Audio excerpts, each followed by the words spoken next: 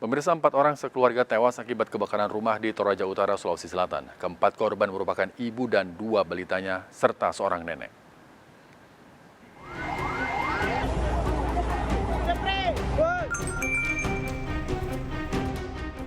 Keluarga histeris melihat peti jenazah 4 korban kebakaran rumah disemayamkan di rumah duka Dusun Pangala, Lembang Buntu Tambang, Tanah Toraja, Sulawesi Selatan.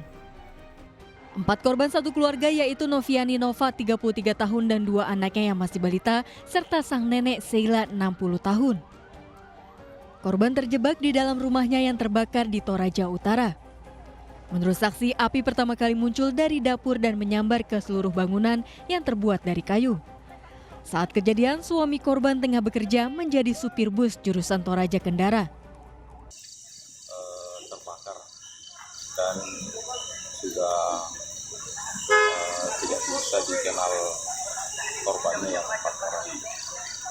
Dan untuk sementara ini keempat mayat dibawa ke rumah sakit Partiku Kabupaten Toraja Utara. Rencananya korban akan dimakamkan pada hari Selasa menunggu salah satu anak korban yang berada di luar Toraja. Dari Tanah Toraja, Sulawesi Selatan, Jufri Tonapa, iNews melaporkan. Pemirsa, Putri Chandrawati menjenguk Irjen Verdi Sambo di Makobrimob Kelapa II, Depok, Jawa Barat. Putri Chandrawati sempat memberi pernyataan tentang rasa cinta pada suaminya dan ikhlas memaafkan. Selain sang suami, sopir dan ajudan Putri Chandrawati diamankan dan langsung ditahan.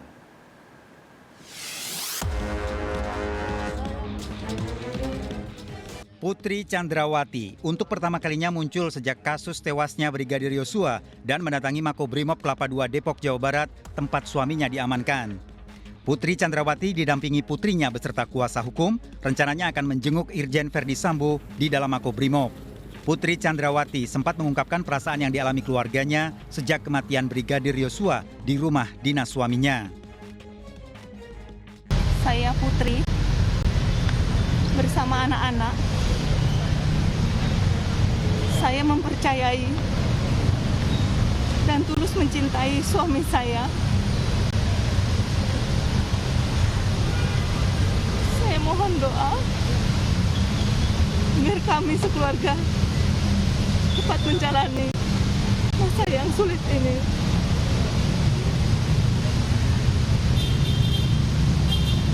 Dan saya ikhlas memaafkan segala perbuatan yang kami dan keluarga alami. Putri Chandrawati diduga mengetahui penembakan Brigadir Yosua di rumah dinas yang ditempati. 1 bulan lalu, polisi menyatakan Brigadir Yosua tewas ditembak karena diduga melakukan pelecehan seksual pada Putri Chandrawati. Namun kini salah satu saksi utama Brigadir Eliezer menjadi tersangka kasus polisi tembak polisi. Putri Chandrawati bersama tim kuasa hukumnya belum bisa menemui Irjen Verdi Sambo karena belum mendapat izin untuk menjenguk. Tim Liputan iNews melaporkan.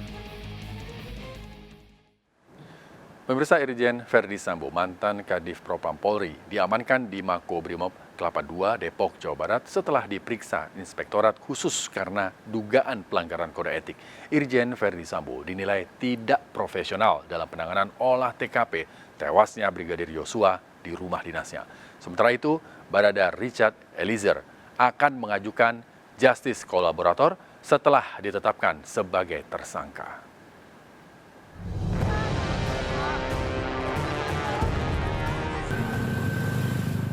Pengamanan Makobrimob Kelapa II Depok diperketat sejak Irjen Verdi Sambo diamankan malam minggu lalu usai diperiksa Inspektorat Khusus di Bareskrim Polri.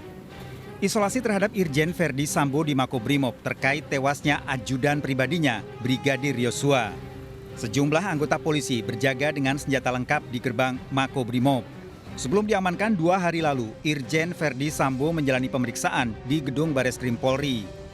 Sejak siang hari, sejumlah anggota Brimob bersenjata lengkap dengan kendaraan taktis datang secara bertahap ke gedung Bareskrim Polri.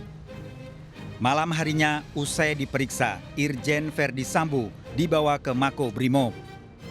Dari Irsus menetapkan bahwa Irjen Pol FS ya diduga melakukan pelanggaran ya terkait menyangkut masalah ketidakprofesional di dalam olah TKP. Oleh karenanya pada malam hari ini yang bersangkutan langsung ditempatkan di tempat khusus, yaitu di Korbrimopolri. Pemeriksaan terhadap Irjen Verdi Sambo masih berproses. Inspektorat khusus akan memeriksa terkait pelanggaran kode etik. Sementara, tim khusus yang dibentuk Kapolri akan melakukan pemeriksaan proses pembuktian secara ilmiah. Irsus telah memeriksa 25 orang diantaranya 4 perwira tinggi yang kemudian dimutasi ke Yanma termasuk Irjen Verdi Sambo untuk proses pembuktian sidang kode etik. Sementara tim khusus masih melakukan penyidikan tewasnya Brigadir Yosua di rumah dinas Irjen Verdi Sambo di Komplek Duren 3. Ya betul, ya jadi tidak benar ada itu. Inspektur khusus itu memeriksa pelanggaran kode etik yang dilakukan oleh 20 orang yang kemarin disebutkan Bapak Kapolri. Ya, sekali lagi bahwa proses ini agar betul-betul berjalan secara independen, kemudian secara akuntabel, dan prosesnya harus cepat. Ini sesuai dengan perintah Bapak Kapolri. Yang kita lebih fokus ke tim susnya.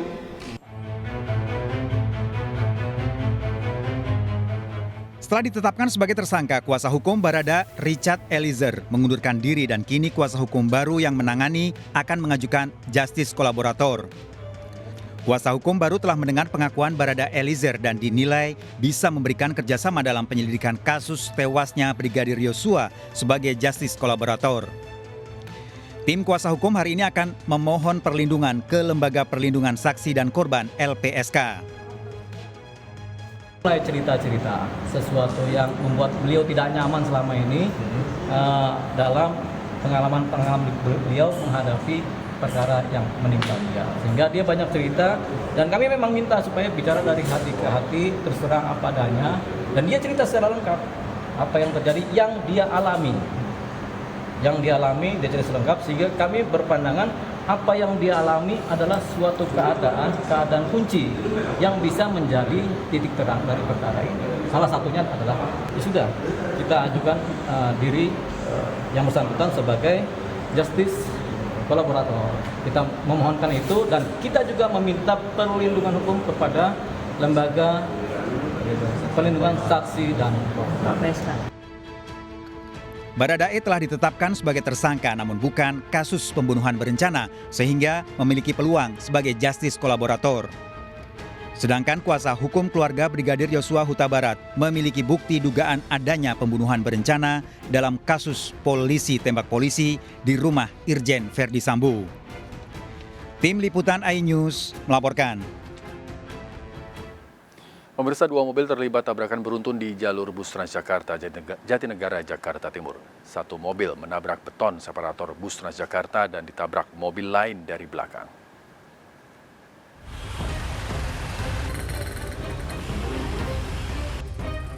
Dua mobil ini ringsek usai menabrak separator di Jalan DI Panjaitan, Jatinegara, Jakarta Timur. Kerasnya benturan membuat sejumlah beton separator busway rusak. Menurut saksi, kecelakaan berawal saat mobil hitam melaju dari arah Cempaka Putih, menabrak separator hingga posisi melintang. Diduga kurang menjaga jarak, tiba-tiba sebuah mobil lainnya menabrak dari arah belakang hingga terpental naik ke atas trotoar. Sebelumnya sih memang mobil ini yang udah nabrak keluar ke separator. Itu dari belakang aja mobil putih ngajar dari belakang. Akhirnya mobil ini buang naik ke atas ini.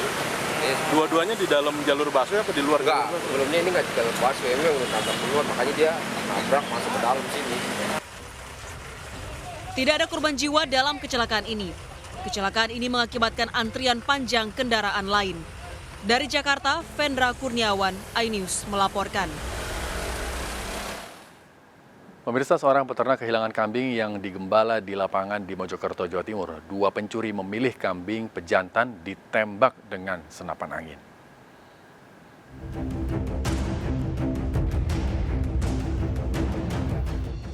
Dalam rekaman CCTV ini, 2 pria menangkap seekor kambing yang dilepas di lapangan di Desa Pekukuhan, Mojosari, Mojokerto. Kambing dimasukkan dalam karung dan dibawa kabur dengan sepeda motor.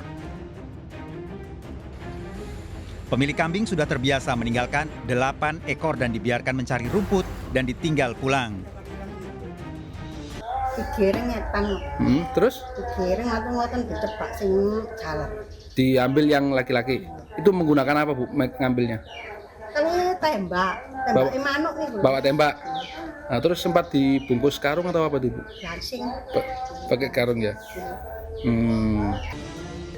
Korban mengalami kerugian 3 juta rupiah akibat kehilangan 1 ekor kambing pejantan.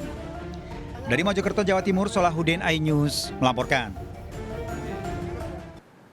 Seorang pria mencuri 7 karung berisi puluhan kilogram ikan teri di Pasar Gianyar, Bali. Akibatnya korban mengalami kerugian jutaan rupiah.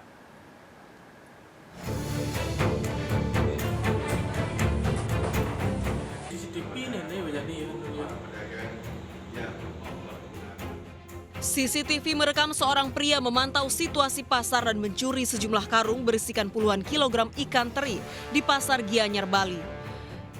Dirasa situasi aman, pelaku membawa kabur 7 karung ikan teri yang diletakkan oleh pedagang di bawah lapaknya. Pelaku beraksi saat kondisi pasar tutup dan pedagang sudah pulang. Korban alami kerugian senilai 4 juta rupiah. Jadi dilihat tanggal 1 sorenya itu sudah hilang gitu. Tanggal 2, tanggal 3 saya baru tahu barangnya hilang. Baru dilihat hilang semua barangnya. Berapa karung? 7 sak. Jadi total kerugian Ibu berapa? 4 juta 90. Dia 4 juta 90 ribu. Kasus ini diselidiki Polsek Gianyar. Dari Gianyar, Bali, Ketut Catur Kusumaningrat, iNews melaporkan. Sang ibu ketiduran saat memasak air. Rumah di Purbalingga, Jawa Tengah terbakar. Ibu dan anaknya tewas. Informasi ini akan kami hadirkan sesaat lagi, tetaplah di Sergap. Bantuannya 87 Jalan Kuda,